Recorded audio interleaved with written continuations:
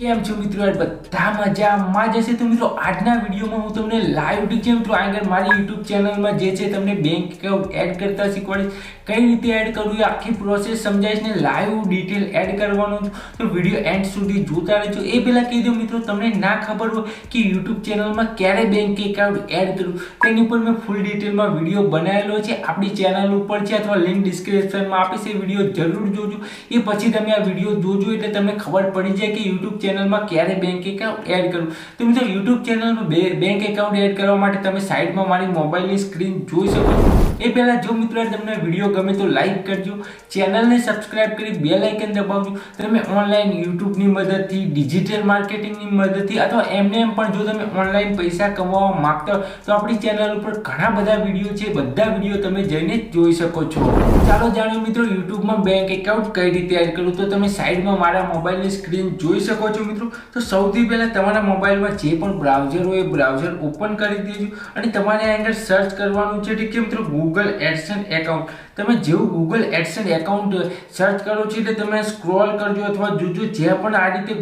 googleadsense.com લખીને sign up કરવાનું આવશે તમને બીજું પણ એક ઓપ્શન આવશે Google એડ કરીને ઠીક છે મિત્રો તો તમારે Google એડ ઉપર ક્લિક નથી કરવાનું તો તમારે Google જે છે એડ વાળા ઓપ્શન ઉપર તમારે ક્લિક નથી કરવાનું તમારે જ્યાં પણ Google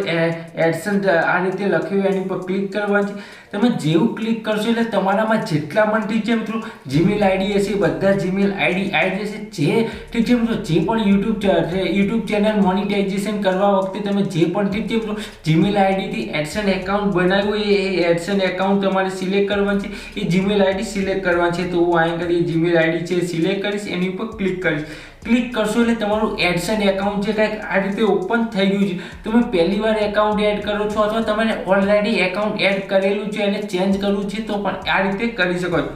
તમારે કેટલા ડોલર બનેલા છે એ બતાવશે તમે ઠીક છે મિત્રો પહેલેથી બેંક એકાઉન્ટ એડ નહીં કરેલું હોય તો પણ તમારા આગળ જે ડોલર આ મહિને બન્યા છે એ બતાવશે અને છેલ્લા મહિને તમે કેટલા ડોલર તમારા બેંક એકાઉન્ટમાં લીધા હશે એ પણ બતાવશે મિનિમમ $100 અથવા એથી વધારે થયા હશે તો તમારા બેંક એકાઉન્ટમાં આવી જશે એ પછી તમારે મિત્રો જોઈ શકો છો અહીં 3 ડોટ છે ઠીક છે મિત્રો ગોલ કરું છે 3 ડોટ ઉપર ક્લિક કરવા છે અહીં તમને એક ઓપ્શન જોવા મળશે પેમેન્ટ વાળો ઠીક છે મિત્રો તો એ પેમેન્ટ ઉપર તમારે ક્લિક કરવા છે એટલે તમને અહીં એક ઓપ્શન જોવા મળશે પેમેન્ટ ઇન્ફો વાળો ઠીક છે એની ઉપર ક્લિક કરવા છે જેવું તમે ક્લિક કરો છો ઠીક છે મિત્રો એટલે આ રીતે આવી જશે ફરીથી આગળ ઠીક છે YouTube ચેનલ લખ્યું એની પર ક્લિક કરજો અને US ડોલર પર ક્લિક કરજો એટલે કંઈક આ રીતે આવી જશે ઠીક છે હવે સૌથી પહેલા મિત્રો ઠીક છે મારે જ્યાં લાલ ઓપ્શન આવે છે એટલા માટે આવે છે કે મારે 31 ડિસેમ્બર પહેલા ઠીક છે મિત્રો US વાળું જે ટેક્સ ફોર્મ છે ભરવાનું છે સબમિટ કરવાનું છે મેં કર્યું નથી ઠીક છે તો હું કરી દઈશ એ પછી જેવા થોડા સ્ક્રોલ કરો છો એટલે તમને આગળ ઠીક છે મિત્રો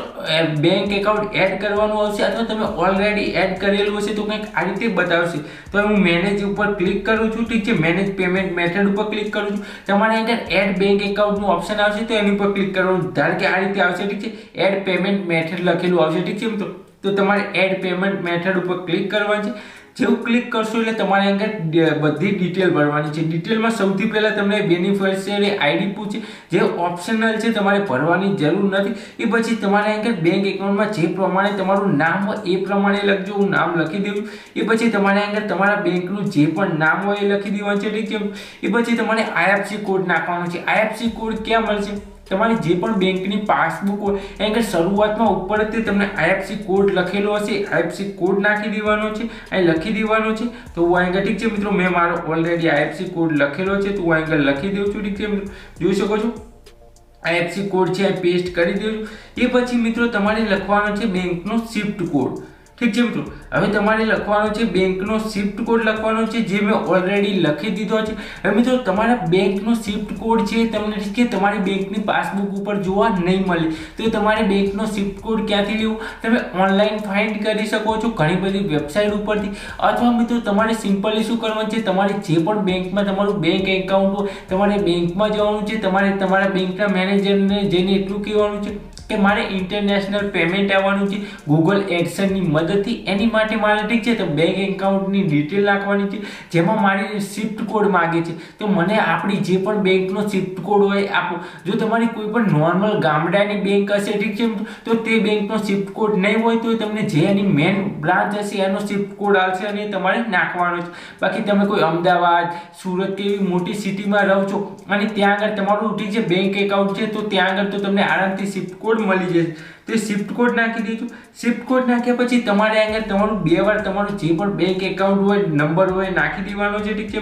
આ રીતે જોઈ શકો છો હું આગળ અત્યારે ઠીક છે મિત્રો તમને બતાવવા માટે આગળ 000 નાખી દઉં છું ઠીક. સાચો બેંક એકાઉન્ટ નંબર નથી નાખતો, બસ તમારે આ રીતે તમારો બેંક એકાઉન્ટ નંબર નાખી દેવાનો છે. ખાસ ધ્યાન રાખજો તમે જે પણ તમારું ઠીક છે મિત્રો બેંક એકાઉન્ટમાં નામ લખો ઠીક છે મિત્રો એ તમારા જે રીતે તમારા બેંક એકાઉન્ટમાં લખેલું હોય એ રીતે જ નામ લખજો. બીજું મિત્રો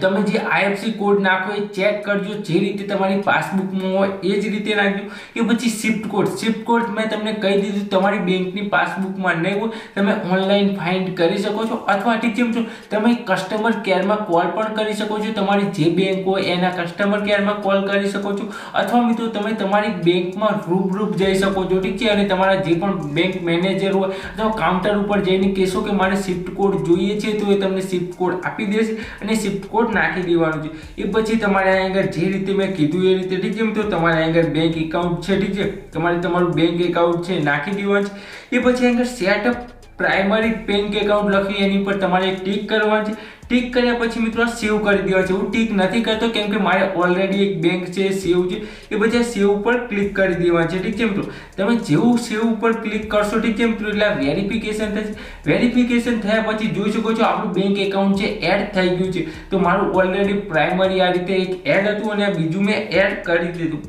ઠીક છે મિત્રો. હવે તમને નીચે ઓપ્શન લખેલું હશે નોન, એની પર ક્લિક કરીને તમે પ્રાઇમરી સેટ કરી શકો છો. જો તમે એકથી વધારે આ રીતે બેંક એકાઉન્ટ કરશો, જે તમે પ્રાઇમરી આ રીતે રાખશો જોઈ શકો છો મેં ગોળ કરું છું તો એ પ્રાઇમરી એકાઉન્ટમાં ઠીક છે તમારું જે છે દર મહિને $100 થયા પછી પેમેન્ટ આવશે.